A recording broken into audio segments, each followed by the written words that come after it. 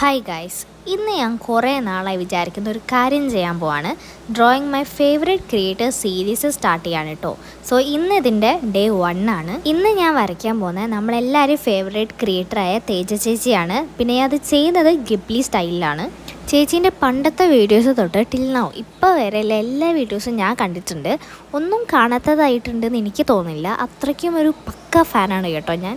So coming to the point, ഞാൻ പറഞ്ഞു വന്നത് എന്താണെന്ന് വെച്ചാൽ യൂട്യൂബിലൊക്കെ എത്ര ക്രിയേറ്റേഴ്സ് വന്നാലും നമ്മുടെ ആ പഴയ കണക്ട് തരുന്ന ക്രിയേറ്റേഴ്സിനെ എപ്പോഴും ഒരു പ്രത്യേക ഇഷ്ടമാണല്ലോ.